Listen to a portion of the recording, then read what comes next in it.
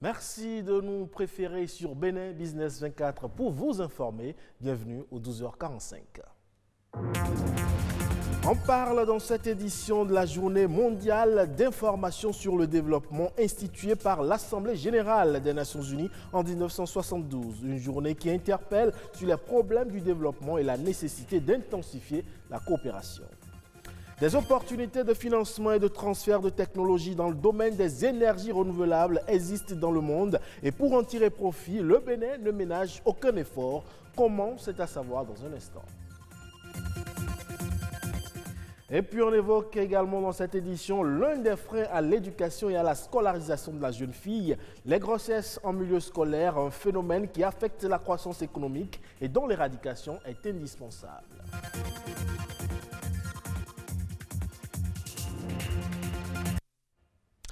L'amélioration de la diffusion d'informations et la mobilisation de l'opinion publique, notamment de la jeunesse, est un facteur important pour une meilleure prise de conscience des problèmes généraux du développement. Et c'est là tout le sens que revêt la Journée mondiale d'information sur le développement. Une journée qui appelle l'attention de l'opinion publique mondiale sur les problèmes du développement et la nécessité d'intensifier la coopération internationale afin de les résoudre. Rodrigue Bababito nous en dit un peu plus.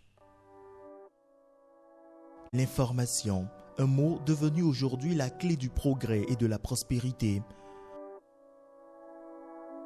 Dans un contexte de mondialisation, les technologies de l'information et des communications TIC représentent un véritable potentiel pour la réalisation des objectifs de développement durable.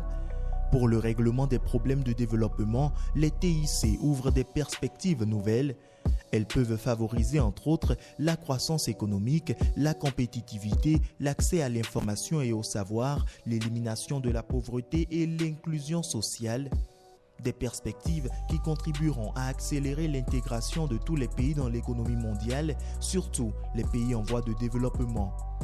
Ces dernières années, des progrès considérables ont été accomplis dans l'accès aux technologies de l'information et des communications. La progression de l'accès à Internet touche désormais plus du quart de la population mondiale. Le nombre de propriétaires de téléphones s'est multiplié et plus de sites multilingues et de contenus sont désormais disponibles. Aussi, le rôle que peuvent jouer les technologies modernes de l'information telles que Internet et les téléphones mobiles est-il devenu indéniable pour alerter les gens et trouver des solutions aux problèmes du commerce et du développement. Cependant, la fracture numérique qui sépare surtout les pays en voie de développement est préoccupante.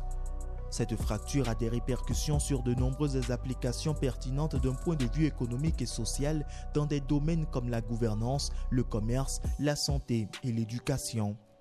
Il reste nécessaire de réduire la fracture numérique et de faire en sorte que les bienfaits des nouvelles technologies, surtout de l'information et des communications, s'offrent à tous. Ce 25 octobre, l'ONU appelle à l'amélioration de la diffusion d'informations et la mobilisation de l'opinion publique, notamment la jeunesse, pour une meilleure prise de conscience des problèmes généraux du développement, favorisant ainsi l'accroissement nécessaire des efforts en matière de coopération internationale. Et parlant justement de coopération internationale et sous-régionale, il existe des opportunités de financement et de transfert de technologies dans le domaine des énergies renouvelables. Et pour tirer au maximum profit de ces opportunités, des intermédiaires ont été outillés afin de conduire les projets et programmes. Il s'agit des points focaux nationaux. Plus de détails avec Alessandra Jordan. Un point focal, lorsqu'il est désigné pour représenter son pays à ces instances, doit savoir le rôle qui est le sien pour faire profiter, n'est-ce pas, le pays de tous les appuis. Les points focaux sont des agents qui relèvent de divers projets et instances étatiques, dont certains ministères. Au Bénin, le taux d'électrification reste faible. 29,2%, c'est le pourcentage de couverture nationale, malgré les efforts du gouvernement. Les potentialités en matière d'énergie renouvelable sont énormes, mais largement inexploitées pour défaut de financement ou insuffisance de technologie. Dans le PAG, il y a eu des projets phares que le Bénin doit développer à l'horizon 2021. Et avant même d'aller à ces projets phares, il y a eu beaucoup de réformes à travers, par exemple, la politique de développement des énergies renouvelables qui a été validée récemment. Alors, qui dit politique, dit action à mettre en œuvre pour pouvoir développer le secteur des énergies renouvelables. Et pour ce faire, nous avons besoin de coopération tant financière, technique et aussi technologique. Nous nous sommes rendus compte au diagnostic que tous les points focaux n'arrivaient vraiment pas à répondre efficacement, n'est-ce pas, à ces initiatives.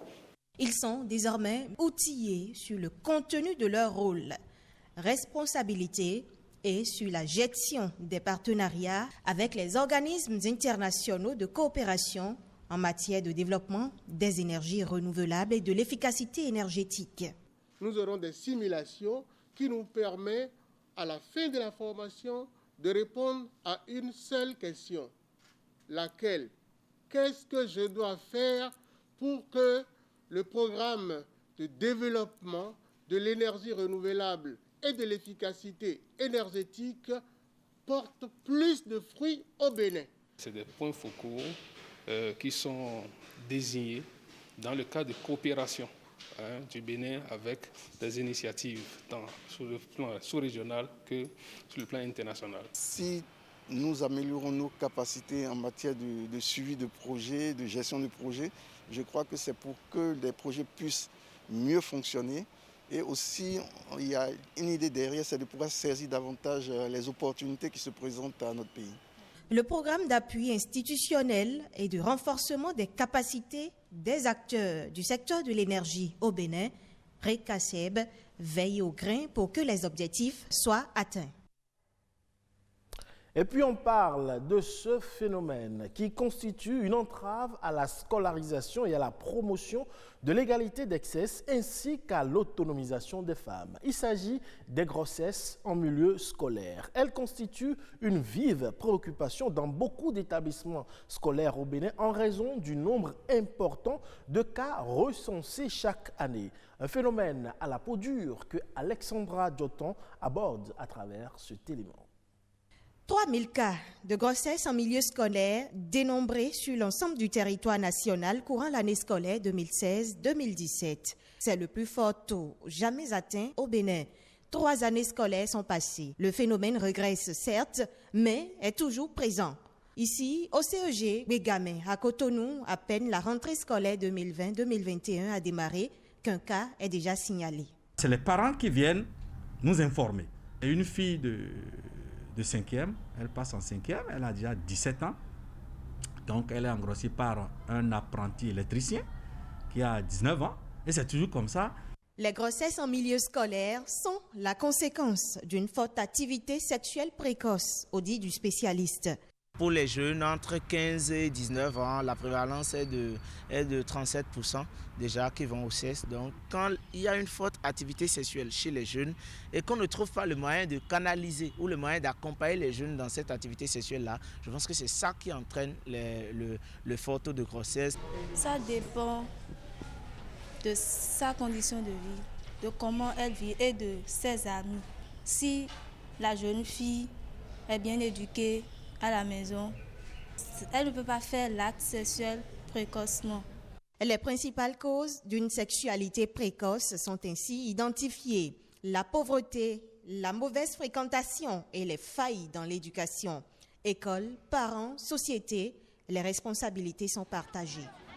Les parents doivent communiquer au quotidien avec les enfants, même susciter la communication, susciter le dialogue parents-enfants, connaître leurs besoins, essayer de satisfaire à leurs besoins. Aujourd'hui, il y a les médias, il y a la télé, il y a tout. L'enfant peut avoir son portable, il va télécharger des bêtises, tout ça là, on ne peut pas contrôler.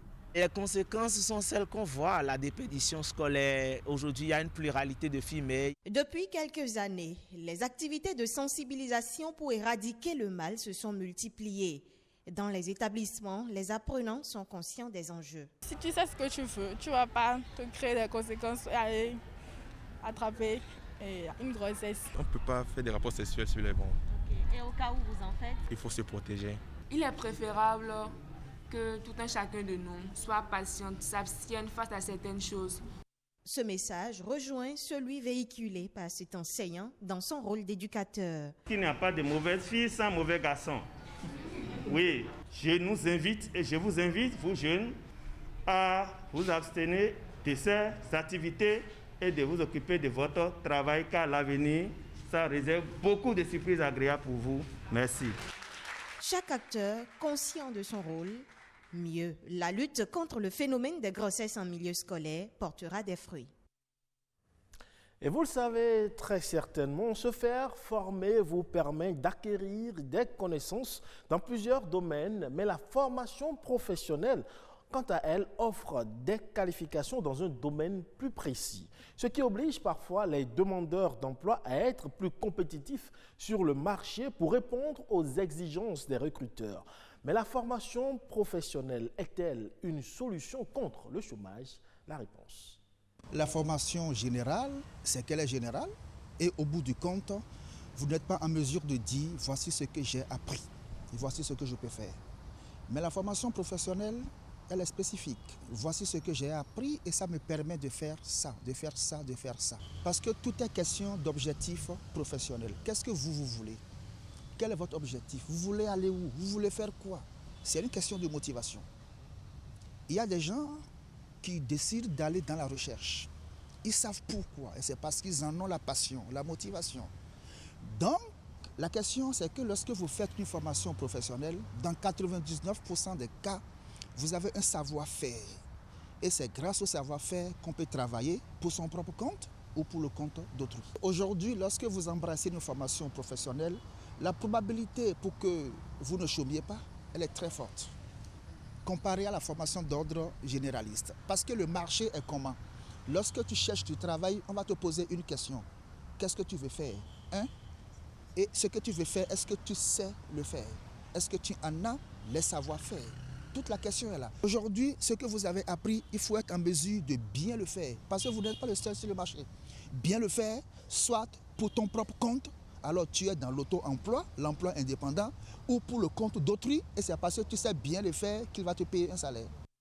Direction les Comores à présent, où le recyclage de déchets a fait l'objet d'une formation organisée à l'endroit d'une vingtaine de jeunes issus de différentes localités du pays. Cela va leur permettre de créer des emplois et de générer des revenus tout en préservant l'environnement. Plus de détails avec nos confrères de la télévision comorienne. Une vingtaine de jeunes issus des zones riveraines du Kartala vont suivre cette formation qui leur permettra de générer des revenus. Durant une semaine, la Maison de l'Emploi va encadrer à tour de rôle ces jeunes pour mieux gérer l'environnement tout en préservant la nature. Parmi les zones écotouristiques qu'on valorise, qu'on cherche à faire la promotion, c'est au niveau du Kartala. Pour que les gens qui habitent au niveau du Kartala préservent la nature, il faudra leur donner des activités qui vont leur permettre de vivre, de se créer des revenus sans qu'ils abusent en prenant, par exemple, en coupant les arbres et en faisant des activités qui nuisent à la nature. Donc aujourd'hui, nous allons les former pour qu'ils prennent, qu'ils, contribuent à rendre ces zones propres en ramassant les déchets, mais aussi aller au-delà en les transformant et en les commercialisant pour qu'ils se créent des revenus. Ce volet de formation se fera dans les îles et son objectif principal, c'est de contribuer à la création d'emplois. Et c'est donc tout pour ce 12h45 que vous pouvez retrouver sur le www.ortb.bj. Portez-vous bien, le programme se poursuit sur BB24.